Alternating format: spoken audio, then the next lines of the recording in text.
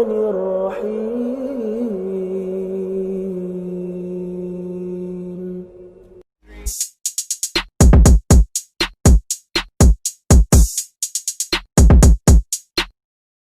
Assalamualaikum warahmatullahi wabarakatuh. Gimana kabarnya hari ini anakku yang soleh-solehah? Baik saja ya, Alhamdulillah.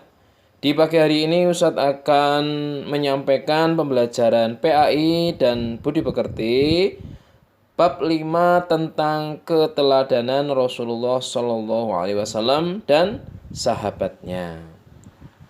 Ya, jadi nanti kita akan belajar.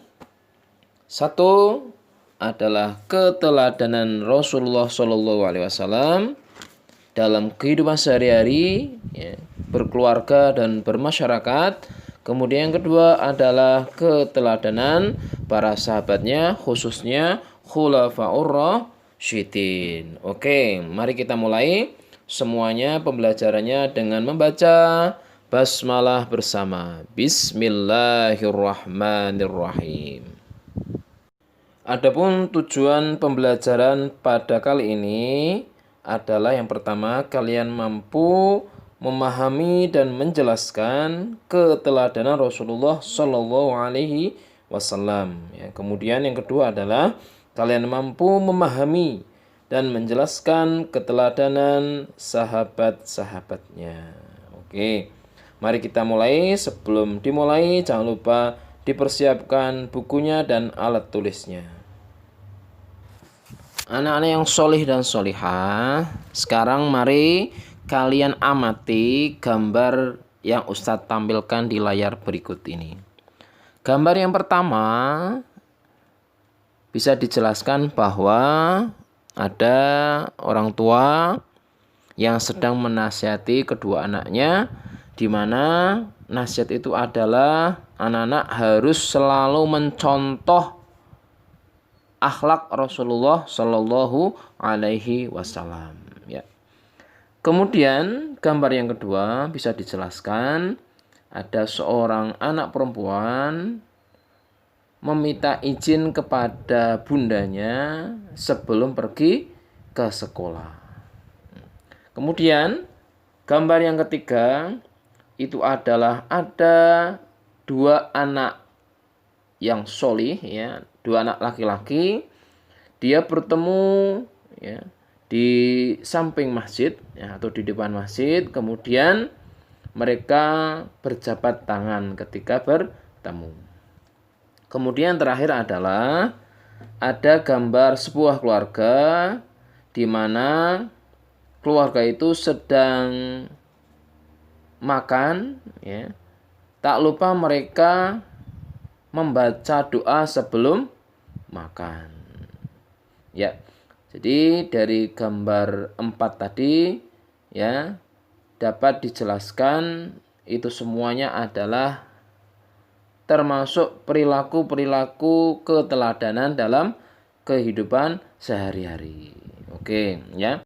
Kita mulai yang pertama, kejujuran dan kasih sayang Rasulullah Shallallahu Alaihi Wasallam. Oke, yang pertama, Nabi Muhammad Shallallahu Alaihi Wasallam Al-Amin. Maksudnya Al-Amin ini adalah yang terpercaya. Ya. Jadi Nabi Muhammad sebelum menjadi Nabi, sejak kecil, ya, sampai diangkat Nabi sampai meninggal pun, ya, Nabi Muhammad adalah orang yang jujur. Ya. Jadi terutama ketika, ya, sebelum menjadi Nabi, tidak pernah ditemui sedikit pun Nabi Muhammad berkata bohong. Dan itu terkenal di kota Mekah, bahwa Nabi Muhammad itu adalah orang yang jujur dan diakui oleh semua orang di Mekah. Ya. Jadi beliau diantaranya diminta pamannya membawa barang dagangan Siti Khadijah, ya, binti Khuwailid, yang saat itu ada seorang pedagang kaya raya, untuk membawa barang dagangannya ke luar negeri. Dan alhamdulillah atas kejujurannya dalam berdagang membawa laba atau keuntungan yang sangat besar, ya, bagi Khadijah. Yang kedua adalah kasih sayang Rasulullah terhadap keluarga, orang tua, dan sahabat. Selain jujur dalam berdagang dan bergaul, Rasulullah Shallallahu Alaihi Wasallam pun sayang terhadap keluarga dan orang di sekitarnya. Pada zaman jahiliyah, ya, sebelum agama Islam ada, penduduk Mekah tidak pernah menghargai anak perempuan. Namun Nabi Muhammad Shallallahu Alaihi Wasallam justru menggendong putrinya Fatimah yang masih balita sambil tawaf, yaitu mengelilingi Ka'bah. Pun begitu ketika Fatimah Zahra dikaruniai kedua putra yaitu Hasan dan Husain, Rasulullah sangat menyayangi cucunya. Yang ketiga adalah kepedulian Rasulullah SAW terhadap lingkungan. Tidak hanya sholat, Rasulullah juga peduli terhadap lingkungan hidup. Hal ini tercermin di antaranya yang pertama adalah beliau Rasulullah sangat hemat dalam mempergunakan air. Ya, ini dibuktikan anjuran beliau atau sunnah beliau agar ketika kita berwudu agar menggunakan air seperlunya. Kemudian Rasulullah memerintahkan kita atau mengajarkan kita agar tidak melakukan kerusakan di muka bumi, karena manusia sejatinya adalah khalifah atau pemimpin yang ditugasi Allah untuk menjaga bumi, ya. Jangan sampai kita yang diperintahkan menjaga tapi malah merusaknya. Kalau kita mengambil sumber daya alam, ya silahkan boleh tapi secukupnya. Kemudian nanti limbahnya harus dibersihkan, ya. Yang keempat adalah Nabi Muhammad sebagai rahmat bagi alam semesta. Maksudnya adalah rahmat di sini adalah pembawa kasih sayang. Jadi diutusnya Nabi Muhammad itu membawakan atau pembawa kasih sayang bagi alam semesta ini. Intinya adalah bahwa dakwah atau ajakan dari Nabi Muhammad itu tidak hanya untuk kaum muslimin saja, ya, tetapi untuk kebaikan seluruh manusia, ya, yang dulunya mengubah keadaan jahiliyah, ya, kebodohan menuju masyarakat yang bertauhid hanya kepada Allah, ya. Dan ajaran Nabi Muhammad ini berlaku sampai akhir zaman atau sampai nanti hari kiamat. Anak-anakku yang soleh-solehah, sekarang kita mempelajari kepemimpinan sahabat Rasulullah, khususnya Khulafaur Rasyidin, ya. Yang pertama adalah kepemimpinan Abu Bakar As-Siddiq, ya. As-Siddiq ini atau yang membenarkan diberikan Rasulullah karena kejujurannya, ya, dalam berkata, ya, bertindak. Kemudian yang terpenting adalah ketika Khalifah Abu Bakar ini membenarkan peristiwa Isra Mi'rajnya Nabi Muhammad Shallallahu Alaihi Wasallam. Kemudian ketika dalam kepemimpinannya menjadi khalifah, beliau diangkat pada tahun 632 sampai 634 Masehi. Jadi cuma 2 tahun menjadi khalifah, tetapi jasanya sangat luar biasa. Beliau selalu bermusyawarah dalam mengambil keputusan, ya. Kemudian jasanya diantaranya adalah beliau mendirikan Baitul Mal, ya, atau lembaga yang mengurusi kas atau keuangan negara. Yang kedua adalah kepemimpinan Umar bin Khattab. Khalifah Umar ini menjadi khalifah sejak tahun 634 sampai 644 Masehi atau menjadi khalifah selama 10 tahun. Sifat beliau adalah pemberani, jujur, adil, tegas, serta bijaksana. Dalam kepemimpinannya, ya, pada masa pemerintahannya, Umar bin Khattab ini dikenal sebagai pribadi yang sederhana dan bertanggung jawab, ya. Jadi pernah ada suatu ketika ada rakyatnya yang memberitahukan bahwa ada jalannya rusak, akibat jalan rusak itu ada unta yang terjungkal atau jatuh, ya.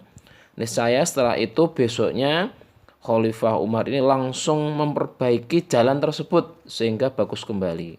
Karena beliau berkata, ya, beliau sangat takut jika nanti tidak diperbaiki akan dimintai pertanggungjawabannya di hadapan Allah Subhanahu wa taala. Masya Allah ya, saking bertanggung jawab ya sama tugasnya. Kemudian jasa beliau yang masih bisa kita temui sekarang adalah adanya kalender Hijriah, ya, yaitu penetapan tanggal 1 Muharram, ya, sebagai tahun baru Hijriah. Ada Muharram, Safar, Rabiul Awal, Rabiul Akhir dan seterusnya sampai Dzul Hijjah. Yang ketiga adalah kepemimpinan masa Utsman bin Affan. Beliau menjadi khalifah tahun 644 sampai 656 Masehi atau kurang lebih 12 tahun menggantikan Khalifah Umar bin Khattab. Dalam pemerintahannya, beliau melakukan kodifikasi atau penyusunan Al-Qur'an yang masih ya berupa